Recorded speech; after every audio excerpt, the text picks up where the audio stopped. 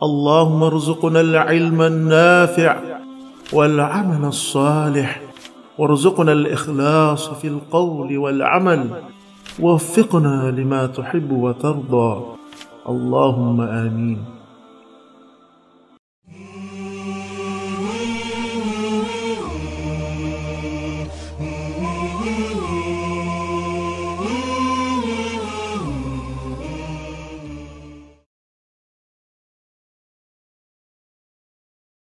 Alhamdulillah, wassalatu wassalamu ala rasulillah. Assalamualaikum warahmatullahi wabarakatuh. Waalaikumsalam warahmatullahi wabarakatuh. Nandito po kami muli ni Ustad Ibrahim Romas at ni Ustad Abdul Akuti upang minsan pa ay maglingkod sa inyo ng isang napapanahong paksa na kailangan naming ipaglingkod sa inyo sapagkat ito'y napakahalaga. Ano ba ang paksa natin ngayon, Ustad? Why Islam is the true religion of God. Bakit ang relihiyong Islam ang tunay na relihiyong sa Diyos? Ustad, pwede mo bang mapaliwanag bakit ito ang napili nating relihiyon? Kaya nga bago po kami magsimula ay yun nga, nais naming sabihin sa inyo na kung bakit ang Islam ang tunay na relihiyon para maintindihan ninyo sapagkat napakaraming mga tao na nag-aangkin ang kanilang relihiyon ang tunay. Halimbawa, yung Iglesia Katolika Apostolika Romana, yung Seventh-day Adventist, Jehovah's Witnesses, at iba't iba pang mga relihiyon. Napakarami, kung babanggitin ko isa-isa, Ustad, libo-libo yan na nag-aangkin na sila ang tunay na relihiyon. Kasama pang Islam dyan? Yung kasama Islam. So, dagdag lang tayo sa kaguluhan, sabi nila. So, pero Ustad, bago siguro natin sasagutin yung mga isyo, mga kapatid, mga kababayan, ay mas maganda siguro na ibato mo sa akin yung unang mga issue nila. Yun, may marami kasi mga katanungan. Oo. Sige, pwede at marahil ay yan din na nasa isip nila. Gusto nila marinig ang mga kasagutan natin sapagkat yan ang mga gumugulo sa kanilang isipan. Bakit yung anya nasabing ang Islam ang tunay na reliyon na sa Diyos, gayong napakaraming mga asawa ng mga Muslim. Hindi kayo masyan sa isa. Nakikita nila, meron silang mga kilala, 1, 2, 3, 4, ganun ang mga asawa. Kaya sabi, bakit ganun? Pagkatapos nagsasabi kayo na kayo ang tunay na relihiyong sa Diyos? Ano masasabi natin dyan, Ustad? Ustad, yung pagbabato nila sa atin, binabato tayo ng ganun. Palagay ko silang matatamaan dyan . Bakit? Parang Aikido yan, Ustad . Paano mo naman nasabi yun? Bakit? Sa Aikido kasi, Ustad, kung anong pwersa, ibabalik sa'yo. Tapos matumba ka sa pwersa mo lang. So, yung tanong na yan, sa bigat na yung tanong na yan, tatamaan sila dyan. Bakit? Bakit? Sige, patunayan nga natin at inaantabayan nila ang sagot. Baka sabihin, ang bagal natin sumagot. Dahil, ang punto nila, Ustad, pag marami pala ang asawa, hindi tunay. Peke yung relihiyon mo. Peke. Pag marami kang asawa. Ayun. So mga kapatid, kung yan po ang inyong paniniwala, yun po ang inyong paniniwala, na kung marami pong asawa, ay mali po ang relihiyon at hindi po tunay, parang sinabi nyo na rin na si Ibrahim alayhisalam, mali. Si David, mali yung kanilang relihiyon. Si Noah, mali yung relihiyon. Si Solomon, mali yung relihiyon nila. Dahil po sila, more than one po ang kanilang asawa. Hindi ko lang, gusto nyo, babanggitin ko pa, mga teksto, mahaba ng panahon. Bumanggit lang tayo ng ilan. Example lang, Genesis chapter 16, verse 1 and 3. Okay. At sa Genesis 25, verse 1. O basahin lang natin ng ilang ebidensya kung totoo nga sinasabi mo, Ustad. Baka mamaya mapahiya tayo rito. Sige, basahin mo. Tsakin mo, hindi tayo mapapahiya. Silang mapapahiya sa atin. Sige, dahil basahin ko nga. Pag marami ka palang asawa, mali ng reliyon, sige, pakibasa nga. Basahin ko nga. Dito sa Genesis 16:3.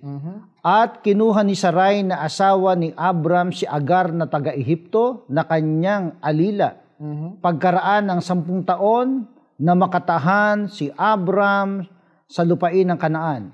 At ibinigay kay Abram na kanyang asawa upang maging asawa niya. Sige, basahin mo.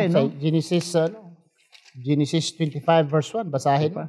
At si Abraham ay nag-asawa ng iba at ang pangalan ay Ketura. marami dyan. Si Moses Ustad, si Solomon, Haring Solomon. Naku, kung Tama na yung isa siguro. Kasi hahaba yung ating, basta meron tayong nakitang ebidensya. ano namang isa. ibang, so, Oo. sino ngayon ang mali? Mga kapatid, pag marami yung asawa mo, ay mali yung relihiyon mo, ay parang sinasabi mo na, nga sila ni Abraham, ay wala pong silbi ang kanilang dalang relihiyon. Baka ang sasagot naman nila dyan, Ustad, ay lumang tipan yan. Lumang tipan. oo. Ano naman ang isasagot natin? Sasabihin, lumang tipan. Sa Oo. panahon ni Kristo, bago na anya yung Sige, tipan. basahin isa na lang. natin. Mateo 5:17. Hanggang Pakibasa nga, Ustad.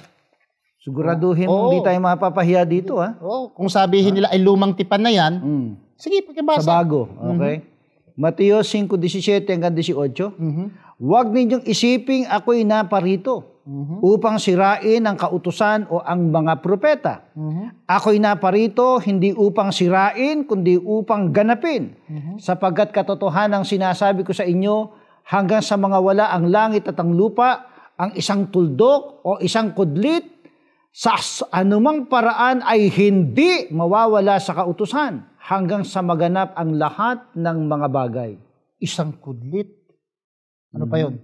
Isang tuldok. O, ano pa? Okay? Mawala ang langit. Mawawala daw yung langit, malupa. Teka, nandiyan pa ba yung langit? Ustad, ang totoo lang, hindi nila nakita ang langit. Yung lupa. Hindi rin nila nakikita. Bakit? Ba't mo nasabi nila nakita yung langit, di nila nakita yung lupa? Bakit? Sa loob ng building sila eh. Aha, okay. Paano nila makita ang langit? Hindi Paano nila nakita. makikita ang lupa? Eh, nandoon sa loob ng building. Nakita ceiling at saka So sasabihin lang nila na wala na yun. Eh, salungat sa sinasabi ni Kristo. Ha? Nang ibig sabihin, Ustad, kung ang pag-asawa ng sobra sa isa, ito'y nabago na. nabago na, dahil luma, hindi na susundin or hindi na natin paniniwalaan. Eh paano yung wag kang magpatay? Eh luma na rin yun. Baguhin na natin yan. Magpatay ka na. Pumatay ka na. Okay? Wag kang mangangalunya. Baguhin natin. Mangalunya ka na. Honor thy father and thy mother. Baguhin na natin. Alam mo, Ustad, bago na to. Anong bago? Anong bago? Ang bago ngayon, Ustad, noong unang panahon, honor thy father and thy mother. Ano na bago? Ang bago ngayon, honor thy children na. Ganun. Oo, Bago nagagalit na ng mga bata. Tay, ang project ko, may examination na, hindi ka pa nakapadala ng pera. Tay, obsolete na yung mga cellphone namin. Dapat bibilhin na kami. Tay, nagugulit ang anak. Naku naman ang tatay, naninervyos ng utang. Ang iba naman nagpa 5-6. Lalo Dahil na pag, galit ang anak. lalo pagka matanda ka na, sila na breadwinner. Sabi pa nila, may project daw sila. Anong project? iPad. May doon silang excursion. Lalabas daw sila sa eskwelahan. Sa SM City daw sila pupunta. Tatay naman, sumusunod. Tsaka may meron pa, lalo pagka ang magulang yung medyo illiterate. Oo. Ang sabi pa nung anak Tay, padala mo ako ng pera at bibili ako ng subject and predicate. Hindi lang alam. So, grabe talaga. Subject and So, predicate. yun ay lumang mga kautusan yan. kautusan yan, no? Thou shall not covet thy neighbor's wife. Pwede ka nang Luma mga na bet. yun. Bago, pwede ka nang mga bet. Noong Kaya nga unang- merong mga uso ngayon, yung sekretaryang walang silya. Grabe Yun, na. nauso Meron ding unang panahon, luma na. Worship the Lord thy God, the only true God. I am the only. Damihan mo sasambahin mo ngayon. Nagbago na nga. Dagdagan mo ng rebulto. 3 na ngayon. 3 na. 3 na eh. Ano God yan? the Father, God the Son, God the Holy Spirit. Wala yan noon. Tama, sabi kasi doon sa Old Testament, ang sabi, huwag kang magkakaroon ng ibang Diyos sa harap ko. Bago na. Bago na. Tatluhin mo na. Okay. Kaya pala naging 3 in 1. So nagbago talaga. Nagbago talaga. Ano namang ibang mga issue dyan? Ito pa ibang issue. Baka Medyo marami pa mga dumalawin issue tayo dyan. Ito pa ang issue. Bakit nyo nasabing kayong tunay na relihiyon samantalang ang dami sa inyong marurumi at mukhang hindi naglililigo? Ano sabi? Ustad, ang sa Islam ay inuutos po na magwudu tayo. Di ba ang pagwudu ito ay obligasyon ng lahat ng mga Muslim. Pagwudu. Basahin nga natin yung pagwuwudo na yun. Sige, pakibasa. Sa Quran, chapter 4:43. Di ba usapan natin, ikaw babasa? Quran 4. Nandiyan, binanggit mo na eh. Binanggit mo Di ba na, babasahin. sabi, Hindi na natin basahin. Madabanggit mo ng At versikulo. saka Quran, chapter 5, verse 6. Okay. Sige. Ustad, ganito. Tungkol po sa issue na tayo po ay marurumi, actually, Ustad, yung Kristiyano pa ako, pag hindi ako naliligo, hinuhugasan ko ng hilamos ba? Isang bisis sa isang araw. Ganun ka lang? Yung Kristiyano pa ako, pag hindi ako naliligo. Oo. Okay? Kasi may panahon naman talagang hindi ka makaligo dahil magmadali ka. Oo. Pero isang hilamos lang. Mhm. Kung naligo ka man, isang bisis lang. Mhm. Di po ba? Mhm. Pero Ustad, bilang Muslim, ngayon bago na. Oho. Naglilinis ako. Yung paa ko, Ustad, hinuhugasan ko 5 bisis. Sa isang araw. Dahil sa Muslim, bawal po magdadasal na hindi ka maghugas. We are required to pray 5 times a day. Yeah. So we have to wash our face, our hands, our feet 5 times. Mhm. So Ustad, parang masabi ko ba, pero masakit Ustad. Parang masabi ko na ang paa ko ay mas malinis sa mukha mo. Dahil ang mukha mo, isang bisis lang hinugasan. Oh, ganun. Ang paa ko ay 5 bisis. Mhm. At saka Ustad, tayo mga Muslim, Mhm. pag nag-jingle tayo, required po sa atin maghugas. Pag Teka muna. naghuhugas mukhang tayo. Baka ma-censor tayo ng Hindi, MTRCB. totoo. Ustad. Ito na Filipino Community Channel. Okay? Filipino ating audience. Oo. May nanonood ng mga dalaga. Talagang naghuhugas. Kahit dalaga siya, Ustad, maghugas. Lalaki at babae ay maghugas pag nag-jingle. At pag maghugas. Kanina pa kita inaawat eh. Kasi hindi ko malimutan, Ustad. Dahil yung Kristiyano pa ako, ay talagang mabaho ako noon. Bakit? Mabaho ako noon. Bakit, Ustad?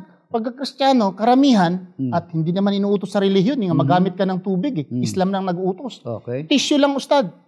Yung Bisaya, mga pakaw galing gigamit na mo. Kami mga Bisaya nanood, pakaw ginagamit na to sa likod. Uban pa na, Ustad. Wala. Palpag lang, Ustad, pagkatapos yung Kristiyano pa. Palpag lang. Palpag sa amin. Palpag, Sa Tagalog, pagpag. Sa Muslim, hinuhugasan. Paano masabi? Kanina pa kita inaawat eh. Hindi. Kasi ang issue, kasi marumi tayong mga Muslim. Pinapapatunayan ko lamang na tayong mga Muslim ay hindi tayo marurumi. Naghuhugas tayo. Sige, ayos na yan. Okay na. At saka sabi, dagdag. Okay na. Dagdag. Sabi ni Prophet. Nasagot na natin yun. Mayroon pang dagdag na sabi ni Prophet Hirit ka pa. Muhammad Sige. na cleanliness is half of your iman. Ayun. Cleanliness is half of your iman. Sinabi ni Prophet Iman Muhammad or faith. No? Or faith. Okay. Sige. Ano pa? Sabi, mga Muslim daw, mga traidor. Grabe. Yung issue na traidor ang mga Muslim, Ustad, ang unang traidor yata sa kasulatan, kung sasabihin natin, Book of God, si Judas. Si Judas Iscariote. Oo, si Judas ay disipulo ni Jesucristo. At sabi nila, hindi naman tayo naniwala nga si Judas ay Kristiyano. Okay? At hindi rin tayo naniwala nga mga disipulo ni Jesucristo ay Kristiyano. Okay. Pero sabi nila, ang mga disipulo ni Jesucristo ay Kristiyano. Okay. Pag sinabi mong naghudas ka, Ustad, anong ibig sabihin? Traidor. Ang disipulo ni Jesucristo ay Kristiyano, sabi nila. Kristiyano nga sila, niwala kay Kristo traidor. Bakit sabihin sa atin na tayo ang mga traidor? Kristiyano ang unang nag-traidor, si Judas Sabihin ba nila Muslim si Judas?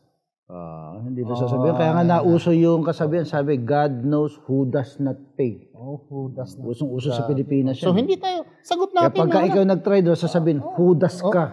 Diba? Ang naghuhudas nga, Ustad. Bakit mo ko hinudas? Gaya ni Rahul Mabon, nagpasalamat pa nga sila sa Judas, Ustad. Bakit? Si Rahul Mabon, naghudas sa kanyang relihiyon.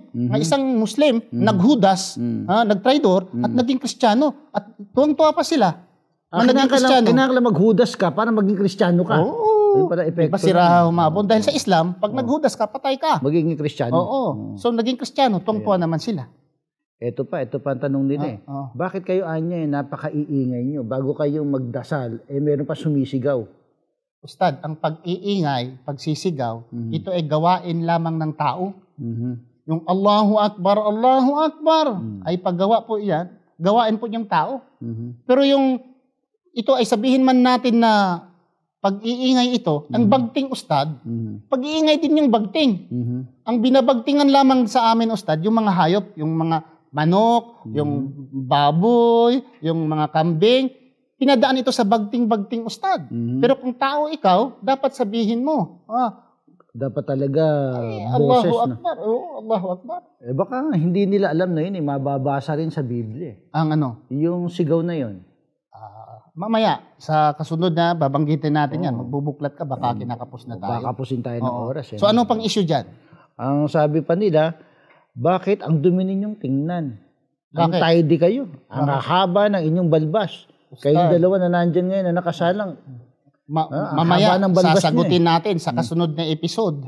Yung sabi nila na tayo ay mga mga untidy dahil sa mahaba ng balbas, dahil kinakapos tayo sa oras. Isang hirit pa yung mga babae doon, parang mga multo o ninja na may takip sa ulo at sa mukha. Sasagutin natin yan mamaya. Tandaan mo, Ustad, ang issue. Yung balbas natin at yung mga babae nga nagtatakip, parang walang kalayaan, sasagutin natin sa kasunod ng episode mamaya. Ang programang ito ay hatid sa inyo ng Fanar Community Channel.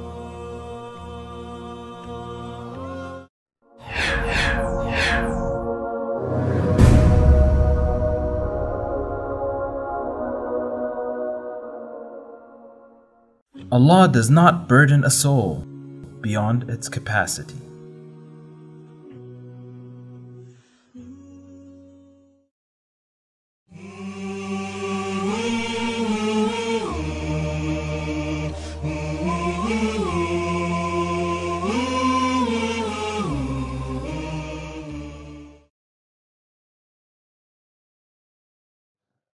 Muli, nandito po kami ni Ustad Ibrahim Romas at ni Mr. Abdullah Kuti. Nagbabalik kami para aming ipagpatuloy ang ating naiwang talakayan, Why Islam is the True Religion of God. Pangalawang episode ito, Ustad. Pangalawa na tayo. So, meron tayong naiwang katanungan, bakit anya kayong mga Muslim ay napakaruruming yung tingnan? Untidy kayo dahil sa inyong mga bigote at balbas. Mabigat yan, Ustad. Sabi ko, Ustad, yung bigote at balbas mo, gwapo ka naman. Yung pagbabato nila ganyan, Ustad, sabihin ko, sila naman din ang matamaan yan. Ganon? Oo. Bakit mo naman nasabi yun? Kasi sinasabi nila, pag mahaba yung balbas mo, ay marurumi ikaw. At mukha ka pang kambing. Yun ang tingin sa atin. Grabe, Ustad. Binabato tayo, silang natatamaan. Dahil ang Diyos nila mismo, si Jesucristo, mahaba ang balbas. Oo nga, ano? Nakakita ka ba mukha ni Jesucristo na wala siyang balbas? Nakakita ka ba sa mukha ni mga kapatid, mga kababayan, na mukha ni Moses na drawing sa inyong Biblia, walang balbas? At mismo nabanggit sa Biblia. Basa nga, Leviticus 19:27. Sigurado ka? Sigurado. Sigurado mo. Hindi tayo mapapahiya dito. Sa Leviticus. Oo. Okay, 19 and the verse is 27. Pakibasa. Okay. 19:27. Okay, ito sinasabi. Do not cut the hair on the sides of your beard, or trim your beard, or tattoo yourselves, or cut gashes in your body to mourn for the dead. I am the Lord. Trim. Trim. Sa iba naman, Ustad, nga Bible, nga ibang version, shave. Yun, shave. Ang iba naman, mar, sa King James Version. Nang ibig sabihin, wag mong tanggalin. Ang iba naman, don't destroy. Ang punto doon na wag mong tanggalin or galawin yung sisirain yung balbas. So sinong natamaan diyan? Sila. Dahil wala kang makita, pare, reverendo, mamamahaba ang balbas. Except lang yata sa aking kapatid, tinatablan na . Yung kapatid kong pastor na Seventh Adventist, Pastor Danilo Romas, sa Iligan. Ay, balbasarado. Mahaba pang balbas sa akin. Sige, pastor. Tingnan nga natin, gwapo ba tayo sa bigote balbas? Kung mukha tayong kambing dito. Hindi naman, Ustad. Tayong mga Muslim, nagpapahaba tayo ng balbas, Ustad. Dahil inuutos ito ng Prophet Muhammad sallallahu alaihi wasallam. At aside from that, ang balbas po, makatulong sa pagiging Muslim. Ayun. Bakit? Paano? Sige. Ustad, pag mayroon akong balbas, tatanggalin ko ito, Okay? Kasi ganun, halata kang Muslim. Tinanggal natin. Pag tatanggalin mo yan, okay. Pag nakita ka, ilang metro, mga 200 meters, mahabang balbas, sabi lang, Muslim yun. Okay. Ustad, madaling mahina. Hindi pa ka nagpakikilala. Muslim. Nakilala ka ng Muslim. So aside from that, Ustad, balik ko muna dahil makita yung kalbo ko. Halimbawa, papasok papasok doon sa bahay aliwan sa... Ganito. Pag mahaba yung balbas mo, mahiya ka papasok sa disco house. Yun. Bakit? Iba kami mga estudyante ako doon, makilala ko, Ustad ako, baka, di ba? At saka, Ustad, pag nagsisinungaling ako, kakahiya magsisinungaling. Kasi mahaba yung balbas. May ng pagka-Muslim Ustad, pag mahaba yung balbas mo, maninigarilyo ka. Nako. Pag makita ka ng mga mutawa, yung mga Arabo, or hindi Arabo, mga Pilipino, mga teacher, sabihin ka lang, mukmavi, wala kang utak. Bakit? Habang balbas na nigarilyo ka, mangutang ka, Ustad, hindi ka magbayad, mahaba yung balbas mo. Sisingilin ka, Ustad, hindi hihimasin ang bulsa, Pag hindi ka magbayad, himasin. Balbas. Sadik. Oo. Bakit? Oo. Bakit di ka pa nagbabayad ng utang? Oo. Natandaan ko, hindi ko lang banggitin. Yung na-aksidente yung sakyan ko ba? Yung na-aksidente, bago lang, last week lang, na-aksidente yung sakyan ko. Hindi ko lang banggitin, kapatid natin. Bumaba, sinuntok niya kaagad yung driver. Dumating ang pulis. Anong sinabi ng pulis? Lahya tawil. Udrop. Ibig sabihin, ang balbas mo ay mahaba, nanuntok ka. Ang ibig palang sabihin pala, pag mahaba yung balbas mo, makatulong sa'yo. Na mahiya ka manuntok, mahiya ka magsalita ng masama, mahiya kang papasok sa disco house. Dahil may mahaba kang balbas, nang ibig sabihin ay ikaw relihiyoso na tao. Nakatulong sa'yo. Nakatulong. So, maganda pa rin. At ustad, makilala ka na ikaw ay matanda na. Hindi ka nagsisinungaling. Ito ay matanda na. Sa atin, puti-puti na. Anong kulay na? Ito lang yan. Pero sun na yan. Suna ba yan? Hina yan ang tinatawag. Ano pang issue diyan? Yung daw mga babae, bakit daw lagi may talokbong parang ninja? Parang ninja. Yun ang issue naman. Ninja, Ustad, ganito. Tandaan natin, Ustad. Pag ang Muslim ay magtakip ng buhok, mahaba ang damit, maluag, ay parang ninja. Pero kung mga madre, nagtatakip din ng buhok ng madre at mahaba din ang damit, reliyosa. Oo. Pero pagka Muslim ang nagtakip, ninja. Terorista. Oo. Yun ang issue nila, Ustad. Pero kung magtanggal ka ng damit, makita yung number one, art.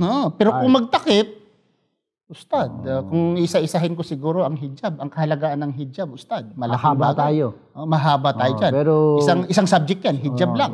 About hijab. Okay. Pero sa Biblia, Ustad, may nabanggit. Sila naman din ang matamaan nito. Sigurado ka rin. Basahin mo, Ustad, sa 1 Corinthians, chapter 11. Babasahin ko. Ikaw na bumasa. Ako ang babasahin. Sige. Itagalog mo, Tatagalogin ko na lang. Chapter 11, 1 Corinthians, chapter 11, verse 5. Okay. Dito. Sige, And every woman who prays or prophecies with her head uncovered dishonors her head. It continues. It is just as though her head were shaved. If a woman does not cover her head, she should have her hair cut off. Ng babae, pag hindi siya magtakip daw ng buhok, kailangan magkalpakalbo na lang siya. Kung di siya magpahiya, kakalbuhin na lang. Biblia ang palagi nga silang natamaan sa binabato natin. Parang sabi nila, parang pinoprogram natin sila, no? Pero yun, totoo. Hindi kasi nagbabasa yung mga leader ninyo eh. Yung mga pangulo ninyo, hindi nagbabasa. Hindi nila alam yun. Magpapahaba ng balbas. Kung alam lang siguro nila, Ustad, ngayon baka magpapahaba na yung mga pare at mga pastor ng balbas. Pwede. Hindi niya alam at hindi sumusunod eh. Sa makatwid natututo sila, na-educate natin sila para sila ay magkaroon ng bigote at balbas at yung kanilang mga babae ay maghijab na rin. Ano pang issue dyan, Ustad? Ayun na muna. Yung at kanina pa nila hinihintay yung bakit kasi hindi pa natin nasasagot yung ating pinakapaksa. Yung namamatay tao, di ba may issue pa na malaki, na mamamatay tao ang Muslim? Isa pa. Bakit daw anya kay mamamatay tao? Ustad, tayo ay ayon sa Quran, chapter 5, verse 32. Sabi ng Allah sa Quran, if you kill innocent person, as if you kill all human being, and if you save one innocent person, ay parang sinasalba mo ang buong sangkatauhan. Ayun. Sinabi ng Allah, inosente patayin mo. Parang pinatay mo ng buong sangkatauhan. So, sa Quran makatwid, chapter 5, verse 32. Sa makatwid, it's a no. Sa Muslim, bawal na pumatay. Ustad, ang totoo lang, ang mga Espanyol na dumating, sila naman din ang matamaan, Ustad. Bakit? Baliktad naman din ang bato. Bakit? Pagdating ng mga Espanyol, pagdating kayo mga Espanyol, may mga Espanyol pang dugo dyan na nanood sa atin. Pagdating ng mga pare, ano ang dala nila sa Pilipinas? Biblia ba?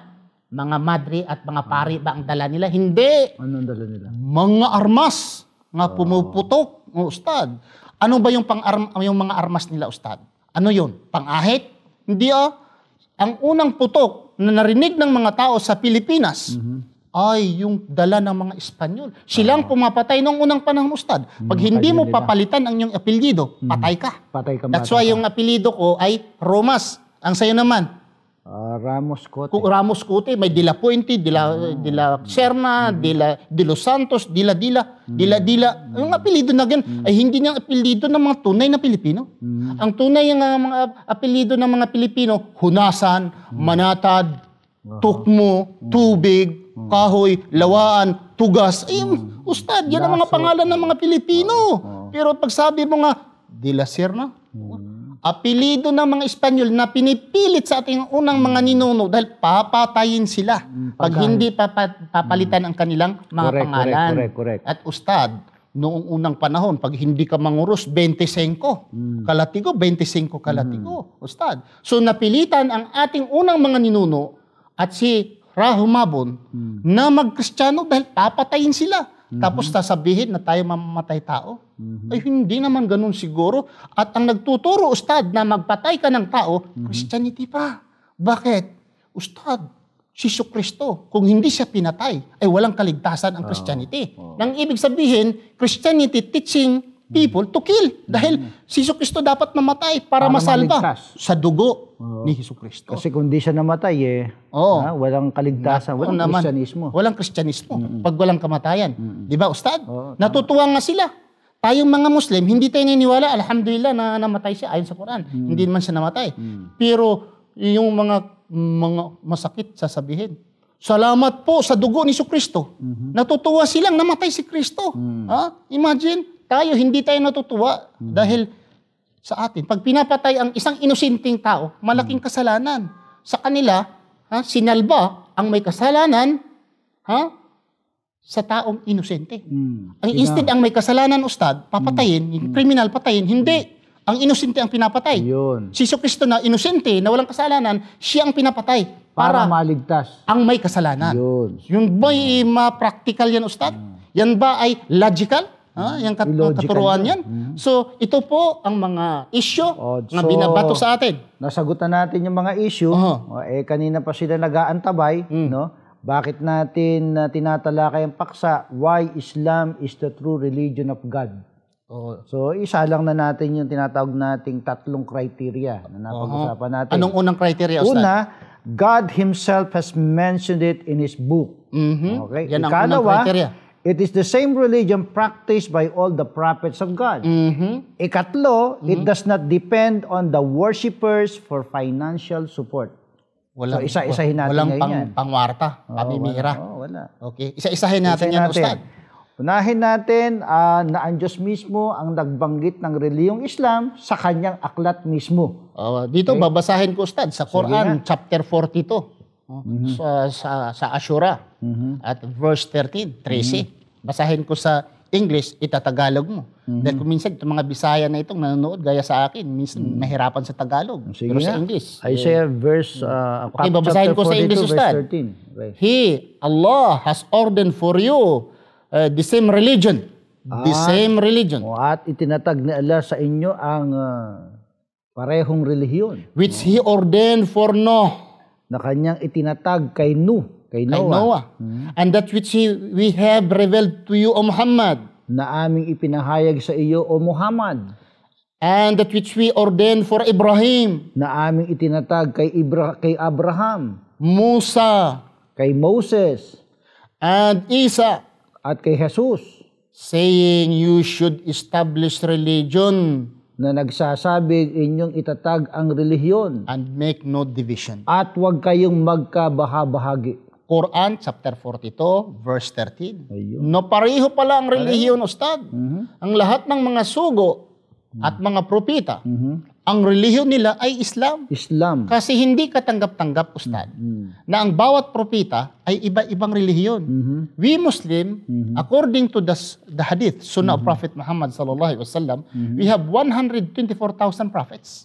And we have 25 major prophets by name mentioned in the Quran. If each one of them will have different religion, Ustad, may debate ang langit. Magdidebate. Tingnan mo sa Lunita, may debate. Magulo ang langit. Pero pag ang pag-uusapan ay mga propeta, walang debate. Isa lang kasi ang relihiyon, Ustad. Isa lang ang relihiyon ng lahat ng mga propeta. Okay. And that religion is Islam. Mamaya, tatalakayin natin, Ustad, kung ano po ang Islam. Ang programang ito ay hatid sa inyo ng Fanar Community Channel.